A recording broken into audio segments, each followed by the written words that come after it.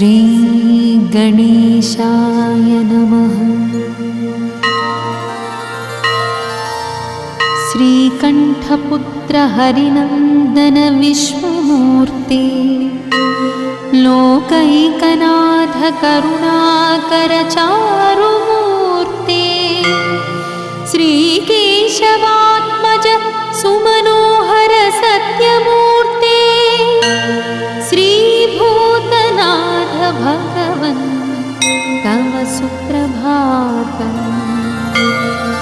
श्रीविष्णुरुद्रसुतमङ्गलकोमलाङ्ग, देवाधिदेव जगदीश सरोजनेत्र, कान्तारवास सुरमानव वृन्दसेव्य, श्रीभूतनाथ भगवन् तव सुप्रभातम्।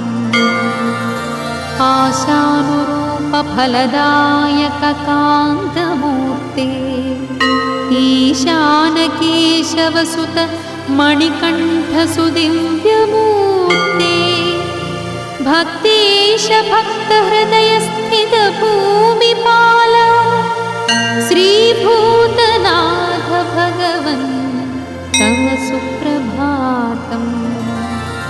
सत्यस्वरूप सकलेश गुणार्णवेश, मर्त्यस्वरूप वरदेश रमेश सूनो, मुक्तिप्रदत्रिदशराज मुकुन्द सूनो, श्रीभूतनाथ भगवन् तव सुप्रभातम्।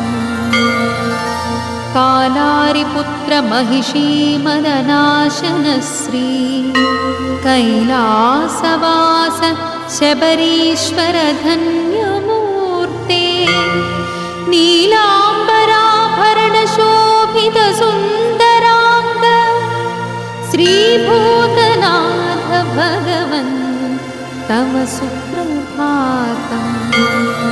नारायणात्मज परात्पर दिव्यरूप, वाराणसी शशिवनन्दन काव्यरूप, गौरीश पुत्र पुरुषोत्तम बालरूप, श्रीभूतनाथ भगवन् तव सुप्रभातम्। त्रैलोक्यनाथ गिरिवास वनेनिवास, भूलोकवास भुवनाधिपदास देव, वेलायुध प्रिय सहोदर शम्भुसूनो, श्रीभूतनाथ भगवन् तव सुप्रभातम्। आनन्दरूपकरधारित चापबाण, ज्ञानस्वरूप गुरुनाथ जगन्निवास, ज्ञानप्रदायक जनार्दन नन्दनीश, श्रीभूतनाथ भगवन् तव सुप्रभातम्। अम्भोजनाथ सुत सुन्दर धन्यमूर्ते, शम्भुप्रिया कलित पुण्यपुराणमूर्ते, इन्द्रादिदेव गणवन्दित ब्रह्मचारि, श्रीभूतनाथ भगवन् तव सुप्रभातम्। देवेश देवगणपूरित भाग्यमूर्ते, श्रीवासुदेवसुत पावन भक्तबन्धो, सर्वेश सर्वमनुजार्चित दिव्यमूर्ते, श्रीभूतनाथ भगवन् तव सुप्रभातम्। नारायणात्मज सुरेश नरेश भक्तलोकेश, केशव शिवात्मज भूतनाथ, श्रीनारदादि मुनिपुङ्गव पूजितेश,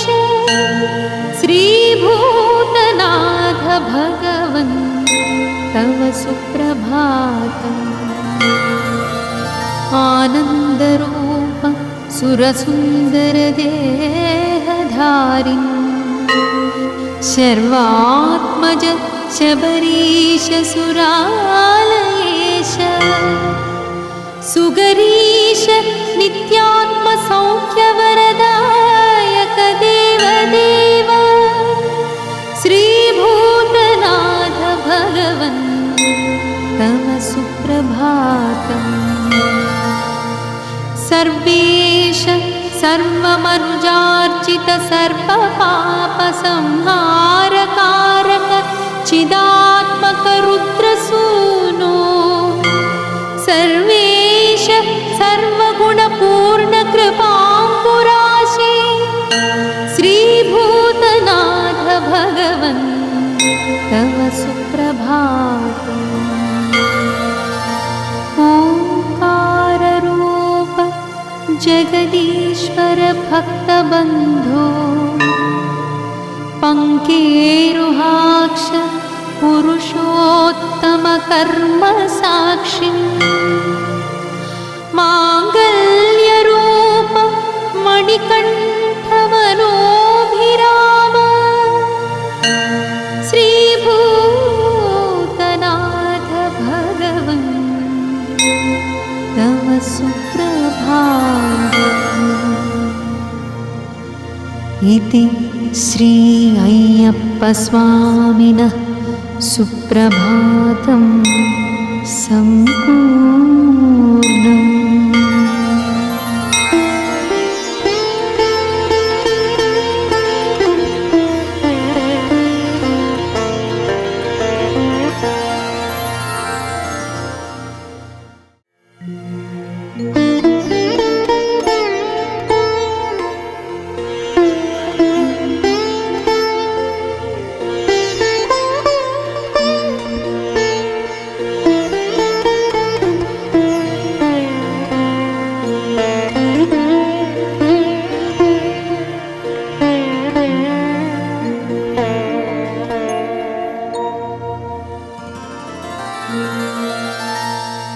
श्री गणेशाय नमः।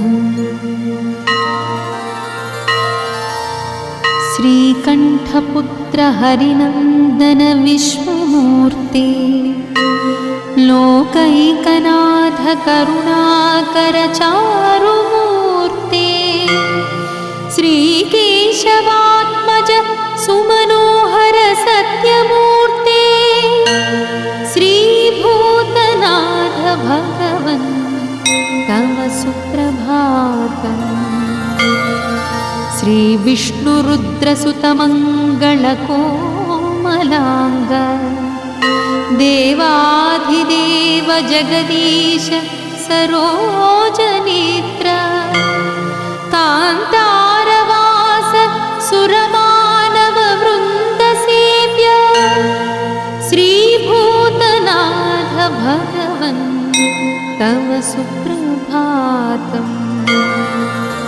आशानुरूप फलदायक कान्तमूर्ते ईशानकेशवसुत मणिकण्ठसुदिव्यमूर्ते भक्तेश भक्तहृदयस्थित भूमिपाल श्रीभूतनाथ भगवन् तव सुप्रभातम्।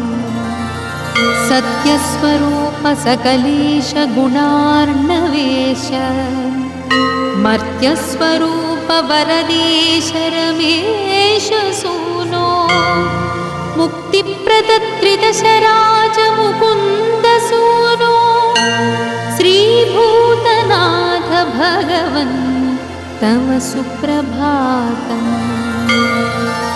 कालारिपुत्र महिषी मदनाशन श्री कैलासवास शबरीश्वर धन्यमूर्ते नीलाम्बराभरण शोभित सुन्दरांग श्रीभूतनाथ भगवन् तव सुप्रभातम्। नारायणात्मज परात्पर दिव्यरूप वाराणसी शशिवनन्दन काव्यरूप गौरीश पुत्र पुरुषोत्तम बालरूप श्रीभूतनाथ भगवन् तव सुप्रभातम् त्रैलोक्यनाथ गिरिवास वने निवास भूलोकवास भुवनाधिपदास देव वेलायुध प्रिय सहोदर शम्भुसूनो श्रीभूतनाथ भगवन् तव सुप्रभातम् आनन्दरूप करधारित चापबाण ज्ञानस्वरूप गुरुनाथ जगन्निवास ज्ञानप्रदायक जनार्दन नन्दनीश श्रीभूतनाथ भगवन् तव सुप्रभातम् अम्भोजनाथ सुत सुन्दरधन्यमूर्ते शम्भुप्रिया कलितपुण्यपुराणमूर्ते इन्द्रादिदेवगणवन्दित ब्रह्मचारि श्रीभूतनाथ भगवन् तव सुप्रभातम् देवेश देवगणपूरित भाग्यमूर्ते श्रीवासुदेवसुत पावन भक्तबन्धो सर्वेश सर्वमनुजार्चित दिव्यमूर्ते श्रीभूतनाथ भगवन् तव सुप्रभातम् नारायणात्मज सुरेश नरेश भक्तलोकेश केशव शिवात्मज भूतनाथ श्रीनारदादि मुनिपुङ्गव पूजितेश श्रीभूतनाथ भगवन् तव सुप्रभातम् आनन्दरूप सुरसुन्दरदेहधारिन् शर्वात्मज शबरीश सुरालयेश सुगरीश नित्यात्मसौख्यवरदायक देवदेव श्रीभूतनाथ भगवन् तव सुप्रभातम् सर्वेश सर्वमनुजार्चित सर्वपापसंहारकारक चिदात्मक रुद्रसूनो सर्वेश सर्वगुणपूर्ण कृपाम्बुराशि श्रीभूतनाथ भगवन् तव सुप्रभातम्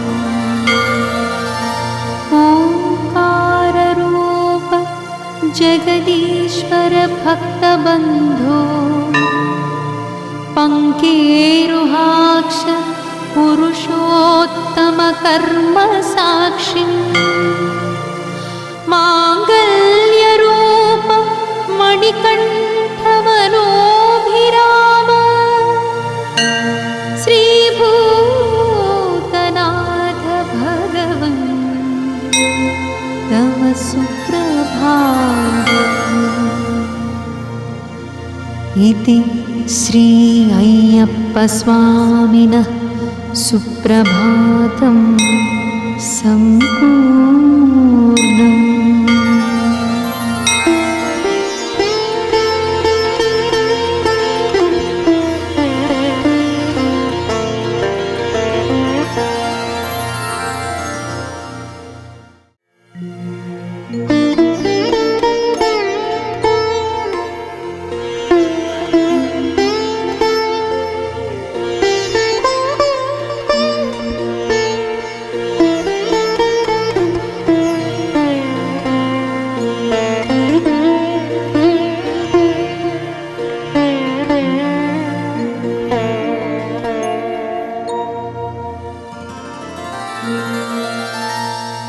श्रीगणेशाय नमः। श्रीकण्ठपुत्र हरिनन्दन विश्वमूर्ते, लोकैकनाथ करुणाकर चारुमूर्ते, श्रीकेशवात्मज सुमनोहर सत्यमूर्ते, श्रीभूतनाथ भगवन् तव सुप्रभातम्। श्रीविष्णुरुद्रसुतमङ्गलकोमलाङ्ग, देवाधिदेव जगदीश सरोजनेत्र, कान्तारवास सुरमानववृन्दसेव्य, श्रीभूतनाथ भगवन् तव सुप्रभातम्। आशानुरूपफलदायक कान्तमूर्ते, ईशानकेशवसुत मणिकण्ठसुदिव्यमूर्ते, भक्तेश भक्तहृदयस्थित भूमिपाल, श्रीभूतनाथ भगवन् तव सुप्रभातम्। सत्यस्वरूप सकलेश गुणार्णवेश, मर्त्यस्वरूप वरदेश रमेश सूनो, मुक्तिप्रदत्रिदशराज मुकुन्द सूनो, श्रीभूतनाथ भगवन् तव सुप्रभातम्। कालारिपुत्र महिषीमदनाशन श्री कैलासवास शबरीश्वर धन्यमूर्ते, नीलाम्बराभरण शोभित सुन्दरांग, श्रीभूतनाथ भगवन् तव सुप्रभातम्। नारायणात्मज परात्पर दिव्यरूप, वाराणसी शशिवनन्दन काव्यरूप, गौरीशपुत्र पुरुषोत्तम बालरूप, श्रीभूतनाथ भगवन् तव सुप्रभातम्। त्रैलोक्यनाथ गिरिवास वनेनिवास, भूलोकवास भुवनाधिपदास देव, वेलायुध प्रिय सहोदर शम्भुसूनो, श्रीभूतनाथ भगवन् तव सुप्रभातम्। आनन्दरूपकरधारित चापबाण, ज्ञानस्वरूप गुरुनाथ जगन्निवास, ज्ञानप्रदायक जनार्दन नन्दनीश, श्रीभूतनाथ भगवन् तव सुप्रभातम्।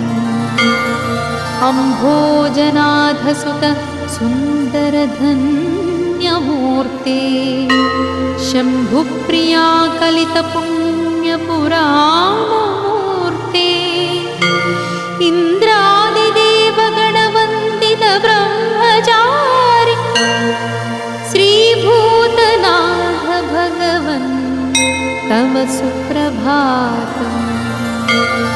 देवेश देवगणपूरित भाग्यमूर्ते, श्रीवासुदेवसुत पावन भक्तबन्धो, सर्वेश सर्वमनुजार्चित दिव्यमूर्ते, श्रीभूतनाथ भगवन् तव सुप्रभातम्।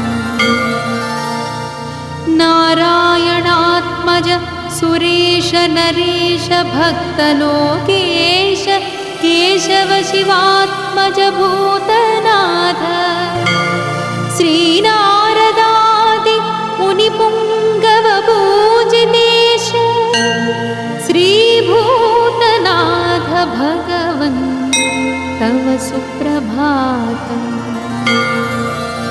आनन्दरूप सुरसुन्दरदेहधारिन् शर्वात्मज शबरीश सुरालयेश सुगरीश नित्यात्मसौख्यवरदायक देवदेव श्रीभूतनाथ भगवन् तव सुप्रभातम्।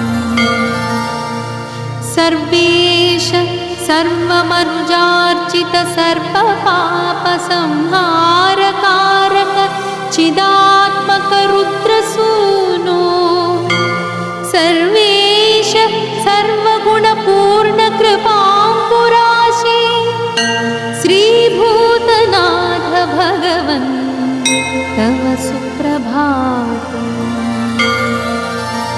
ओंकाररूप जगदीश्वर भक्तबन्धो पंकेरुहाक्ष पुरुषोत्तम कर्म साक्षी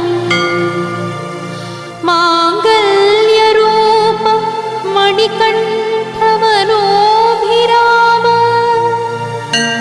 श्रीभूतनाथ भगवन् तव सुप्रभातम्।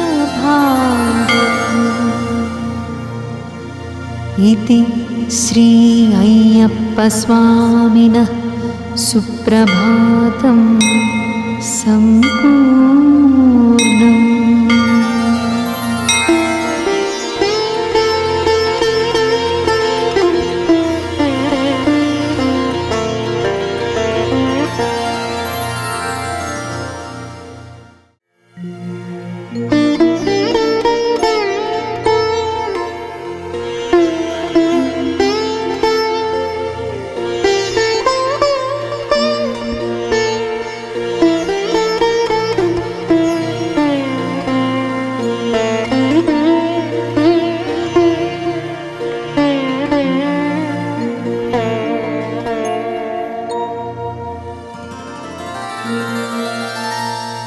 श्री गणेशाय नमः।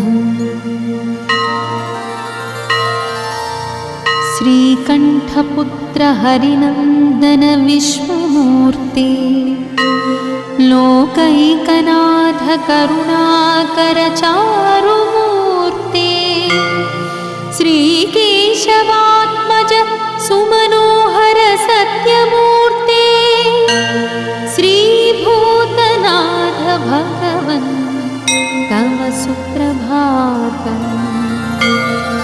श्रीविष्णुरुद्रसुतमङ्गलकोमलाङ्ग देवाधिदेव जगदीश सरोजनेत्र कान्तारवास सुरमानववृन्दसेव्य श्रीभूतनाथ भगवन् तव सुप्रभातम्।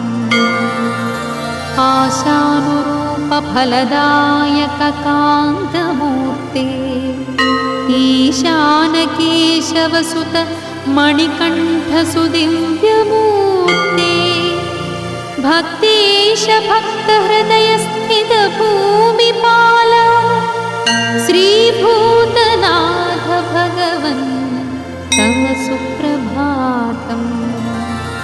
सत्यस्वरूप सकलेश गुणार्णवेश मर्त्यस्वरूप वरदेश रमेश सूनो मुक्तिप्रदत्रिदशराज मुकुन्द सूनो श्रीभूतनाथ भगवन् तव सुप्रभातम्। कालारिपुत्र महिषी मदनाशन श्री कैलासवास शबरीश्वर धन्यमूर्ते नीलाम्बराभरण शोभित सुन्दरांग श्रीभूतनाथ भगवन् तव सुप्रभातम्। नारायणात्मज परात्पर दिव्यरूप वाराणसी शशिवनन्दन काव्यरूप गौरीश पुत्र पुरुषोत्तम बालरूप श्रीभूतनाथ भगवन् तव सुप्रभातम् त्रैलोक्यनाथ गिरिवास वने निवास भूलोकवास भुवनाधिपदास देव वेलायुध प्रिय सहोदर शम्भुसूनो श्रीभूतनाथ भगवन् तव सुप्रभातम् आनन्दरूपकरधारित चापबाण ज्ञानस्वरूप गुरुनाथ जगन्निवास ज्ञानप्रदायक जनार्दन नन्दनीश श्रीभूतनाथ भगवन् तव सुप्रभातम् अम्भोजनाथ सुत सुन्दरधन्यमूर्ते शम्भुप्रिया कलितपुण्यपुराणमूर्ते इन्द्रादिदेवगणवन्दित ब्रह्मचारि श्रीभूतनाथ भगवन् तव सुप्रभातम् देवेश देवगणपूरित भाग्यमूर्ते श्रीवासुदेवसुत पावन भक्तबन्धो सर्वेश सर्वमनुजार्चित दिव्यमूर्ते श्रीभूतनाथ भगवन् तव सुप्रभातम् नारायणात्मज सुरेश नरेश भक्तलोकेश केशव शिवात्मज भूतनाथ श्रीनारदादि मुनिपुङ्गव पूजितेश श्रीभूतनाथ भगवन् तव सुप्रभातम् आनन्दरूप सुरसुन्दर देहधारिन् शर्वात्मज शबरीश सुरालयेश सुगरीश नित्यात्म सौख्यवरदायक देवदेव श्रीभूतनाथ भगवन् तव सुप्रभातम् सर्वेश सर्वमनुजार्चित सर्वपापसंहारकारक चिदात्मक रुद्रसूनो सर्वेश सर्वगुणपूर्ण कृपाम्बुराशि श्रीभूतनाथ भगवन् तव सुप्रभातम् ओंकाररूप जगदीश्वर भक्तबन्धो पङ्केरुहाक्ष पुरुषोत्तम कर्म साक्षी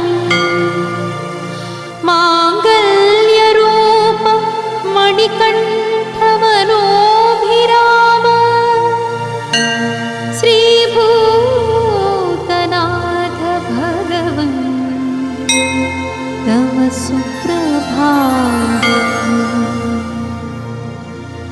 इति श्री अय्यप्पस्वामिनः सुप्रभातं सम्पूर्णम्।